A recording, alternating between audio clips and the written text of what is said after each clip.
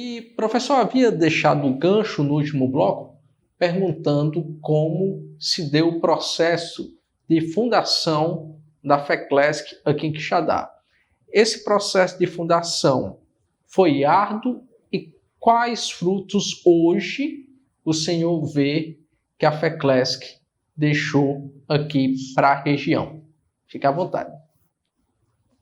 Bem, eu acho que as pessoas da região, talvez por estarem dentro do que aconteceu, não perceberam o que teve de grandioso na criação da FECLESC. E o grandioso que eu digo é aquilo que a FECLESC produziu. Porque é preciso se transportar um pouco para esse tempo para que a gente possa entender melhor. Eu acho que nem as pessoas daqui perceberam, nem o governo do estado do Ceará teme não perceber, a própria universidade não percebe a importância que teve a FECLESC. Não quero dizer que as outras não tenham essa importância, mas a importância da FECLESC foi uma importância pioneira. E parece que nós somos tratados assim. Eu não posso nem mais dizer nós, porque já me mandaram embora, né? Disseram que eu estava velho. Mas a FECLESC sempre foi tratada assim. Como o povo fez tudo, não precisa se fazer mais nada. Os outros que não fizeram nada, para esses foi feito tudo. Então, eu não me conformo com essa injustiça e vou continuar dizendo isso, brigando por isso, por mais que algumas pessoas próximas, inclusive amigos e tudo, correligionários e outras coisas mais, detestam o que eu digo. Mas a FECLESC é tratada injustamente, inclusive é muito simples olhar para as suas condições físicas. Compare as condições físicas da FECLESC com a de qualquer outra universidade que tenha hoje em Quixadá, são 7, ou sei lá, grandes universidades ou faculdades que temos em Quixadá, fora aqueles menorzinhos, e você vai ver que as condições são bem diferentes. Não é quem está lá no TEA trabalhando por isso, é porque não está conseguindo. É porque para isso não existe. Para outros campos se cria campos, se faz prédio, se adapta a prédio, se faz tudo. Tá? Então, essa sua pergunta é interessante para perceber isso. Quem era o Sertão Central e o que é hoje o Sertão Central? O Sertão Central, e aí eu incluo não só o Sertão Central, tipicamente dito como a região de Quixadá, Quixeramobim, Senador, Pedra Branca, Morada Nova, vamos dizer assim, Choró, Banabuiú e Baretama, que era o antigo Quixadá, Madalena. Não, mas também aquele Sertão Central, Senador Milhã, Solonópolis, etc. Mas também aquele sertão lá de Iguatu, na região de Iguatu, ninguém tinha nenhuma escola de nível superior. 1972, o ano que eu fui para Quixadá, ninguém nessa região tinha uma escola de nível superior. A Zona Norte tinha a Faculdade Dom José em Sobral, feita pela igreja. A região do Jaguaribe tinha a Fafidam, feita pela igreja. A região do Cariri tinha a Faculdade do Crato, feita pela igreja. E Fortaleza tinha a Federal, a Estadual, nova ainda, mas tinha, a Unifor e a Fafifor. Nós não tínhamos nada. Em 1973, eu assumi pela primeira vez a Secretaria de Educação do município de Quixadá. Eram 4.600 quilômetros quadrados, 130 mil habitantes, maior do que hoje.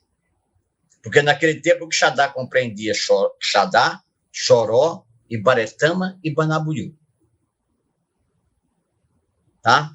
Bem, em todo esse Quixadá, nós só tínhamos uma professora municipal que tinha, não o curso superior, tinha o curso normal. Digo até o nome, Mocinha Cabral, lá da Fazenda São Luís, lá no Choró, naquela região ali, tá? e que depois foi aluna da FECLESC, depois foi secretária de Educação de Quixadá, foi secretária de Educação do Choró. E está lá, já hoje eu recebi uma mensagem dela no Facebook. Os outros não eram. Eram moças que tinham estudado até primeiro, segundo, terceiro ano do curso primário, que equivalia ao ensino fundamental básico de hoje. Tá? E ficava ali. Tanto que o verbo que era usado não era aprender, não. A professora não ia para que os meninos aprendessem. As professoras não iam para ensinar os alunos. Elas iam para desasnar as crianças. O verbo era esse. Desasnar. Deixar de ser asno. Né?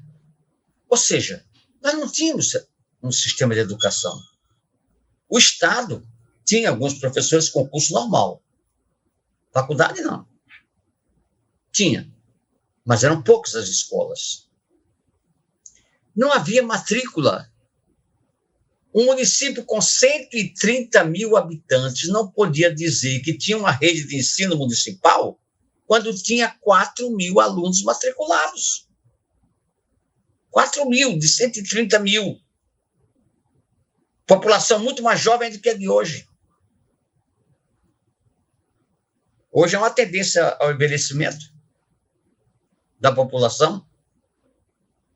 Então, quando a gente começa a brigar pela criação da faculdade, está lá no discurso da inauguração da faculdade que eu fiz, as professoras municipais eram os nossos primeiros olhares. Nós queríamos capacitar o professorado. Ela fez questão de ser uma escola de formador de professor. E até hoje, praticamente, é a grande escola formadora de professores do Sertão Central.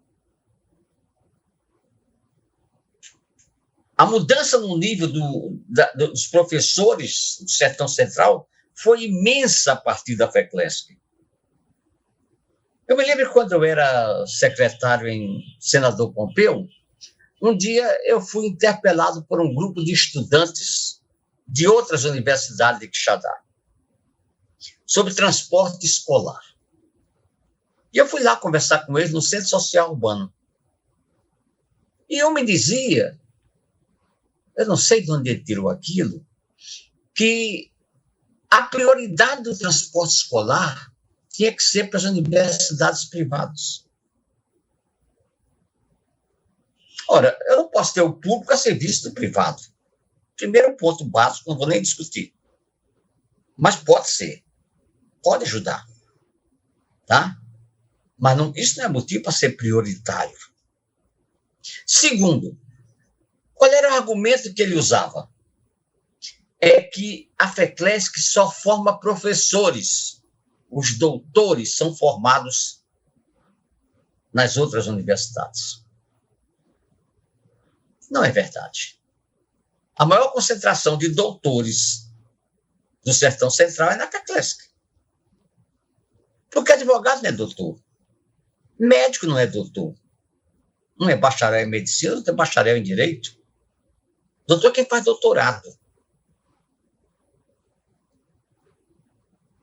E outra coisa, muito simples, mesmo que fosse, nenhum doutor chega ao doutorado sem ter passado a vida inteira pela mão de professores. E a questão da melhoria do ensino, é preciso que seja entendido que nós tratamos isso nesse país irresponsavelmente, nas próprias universidades. A gente põe para dar aula de matemática o bacharel em matemática. Não pode ser. Ele tem que ser licenciado. Ou ele tem que ter um mestrado, uma coisa que o prepare para o magistério. Saber matemática não significa saber ensinar matemática. Porque ninguém pode extrair um dente se não for dentista. Ninguém pode receitar para a saúde de alguém se não for médico.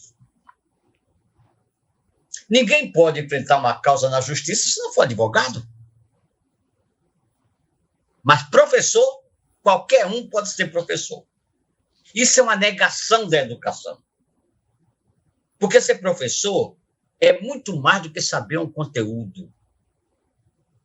Ser professor é deter a arte e a ciência de transmitir o conhecimento e de formar atitudes que valem mais do que os conhecimentos.